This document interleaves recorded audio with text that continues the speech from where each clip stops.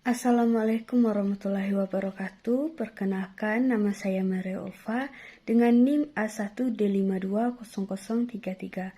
Baik, di sini saya akan menjelaskan tentang produk yang saya buat, yakni sate donat. Baik, yang pertama saya akan menjelaskan latar belakang dari produk saya ini.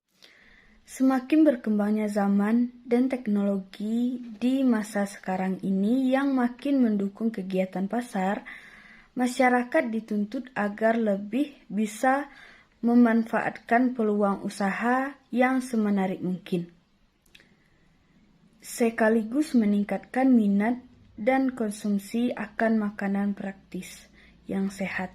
Ini merupakan salah satu alasan untuk kita dapat mengembangkan usaha, yakni makanan praktis dan bergizi. Seperti salah satu contohnya yaitu sate donat.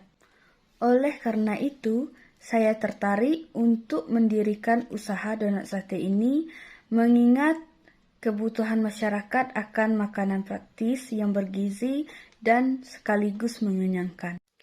Dari beberapa uraian yang telah saya berikan, berpotensi bagi saya untuk mengembangkan usaha sate donat ini sebagai usaha produksi untuk membawakan hasil yang menguntungkan dan juga meningkatkan kreativitas mahasiswa. Dan juga usaha ini diharapkan agar dapat membuka lapangan kerja baru. Selanjutnya, tujuan dari usaha produksi sate donat ini. Yang pertama yaitu mengenalkan donat yang kekinian dan juga dengan inovasi yang baru. Yang kedua, untuk mengembangkan ide, kreativitas, dan inovasi mahasiswa. Yang ketiga, memenuhi kebutuhan masyarakat akan makanan praktis, bergizi, dan mengenyangkan. Dan yang terakhir, menciptakan lapangan kerja bagi masyarakat yang belum memiliki pekerjaan. Dan selanjutnya, luaran yang diharapkan dari usaha sate donat ini.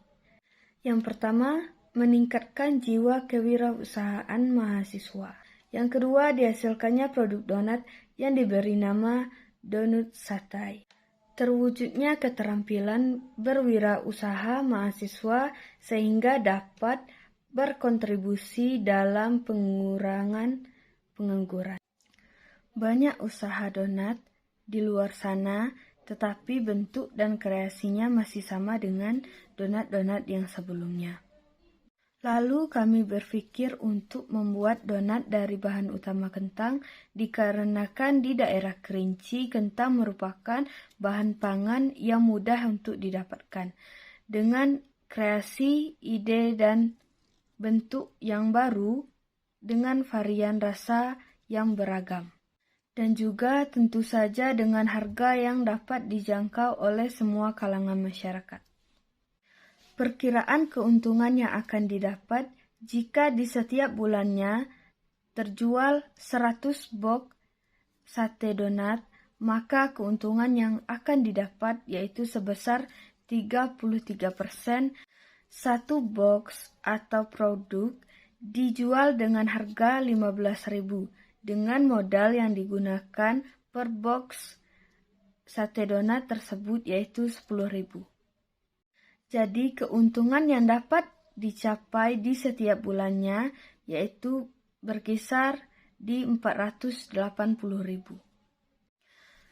Perkiraan kerugian jika produk yang dijual tidak sesuai dengan apa yang direncanakan. Jika produk tidak laku dan terjual hanya sedikit, maka produk akan dijual dengan harga yang rendah yaitu berkisar di antara 7.000 per box. Tentu saja hasil per bulannya diharapkan kurang dan tidak dapat mencapai harga dari bahan yang digunakan. Jadi setiap bulannya hanya dapat mengembalikan modal dari usaha dan tidak mendapat keuntungan. Selanjutnya yaitu aspek mekanisme produksi. Yang pertama yaitu waktu dan lokasi. Waktu dan lokasi perencanaan pembuatan usaha sate donat ini yaitu pada bulan November dan sampai seterusnya tidak dapat diperkirakan. Lokasi yang akan digunakan untuk membuat sate donat ini yaitu di Kabupaten Kerinci, tepatnya di Kayu Aro. Selanjutnya, bahan dan alat yang diperlukan untuk pembuatan sate donat ini. Yang pertama yaitu bahan-bahan yang perlu kita siapkan untuk pembuatan sate donat ini. Ada 11 bahan yang wajib kita siapkan untuk pembuatan donat sate ini. Yang pertama yaitu ada kentang, yang kedua ada tepung terigu, yang ketiga ada susu bubuk, yang keempat ada gula, yang kelima ada ragi, yang keenam ada telur, yang ketujuh ada air, yang kedelapan ada coklat, yang kesembilan ada margarin, yang ke-10 ada meses, dan yang terakhir yaitu keju sebagai toppingnya. Selanjutnya yaitu alat-alat yang kita perlu siapkan untuk pembuatan sate donat ini. Ada 6 alat yang perlu kita siapkan dalam pembuatan sate donat ini, yaitu yang pertama ada timbangan digital, yang kedua ada mixer, yang ketiga ada stepper, yang keempat ada wajan, yang keempat ada wajan penggorengan, yang kelima tirisan minyak, dan yang terakhir yaitu penjepit gorengan. Selanjutnya yaitu cara pembuatan sate donat. Yang pertama yaitu siapkan wadah, lalu masukkan tepung terigu, gula, ragi, dan juga susu bubuk, lalu aduk sampai rata. Setelah itu masukkan telur, kentang, dan air sedikit demi sedikit, lalu terus diuleni hingga merata. Setelah rata dan adonan sudah menggumpal, lalu tambahkan margarin dan oleni terus hingga kalis. Setelah kalis, diamkan adonan dan tutup dengan kain ataupun plastik dan diamkan di suhu ruangan yang sedikit panas hingga mengembang 2 kali lipat dari adonan yang sebelumnya. Setelah itu, kempeskan adonan dan cetak adonan sesuai dengan bentuk dan ukuran yang diinginkan. Selanjutnya, adonan yang sudah dibentuk siap untuk digoreng dengan menggunakan api yang sedang. Lalu setelah digoreng, angkat dan tiriskan donat tersebut agar mengurangi banyak minyak di dalam donat tersebut. Selanjutnya, setelah dingin, donat tersebut dapat ditusuk ke tusukan sate dan diberi varian rasa dan topping yang diinginkan sesuai selera. Selanjutnya yaitu rencana pemasaran pasar. Ada 2 metode yang saya gunakan untuk menjual produk sate donat ini, yaitu dengan secara offline dan online. Yang pertama yaitu secara online. Dikarenakan zaman dan teknologi sudah semakin maju dan berkembang, maka dari itu besar kemungkinan untuk kami berjualan secara offline, mengingat banyak aplikasi yang sekarang ini dapat digunakan untuk berjualan. Aplikasi tersebut diantaranya yaitu Instagram, Facebook, Grab, WhatsApp, dan banyak aplikasi yang lainnya. Selanjutnya yaitu secara offline.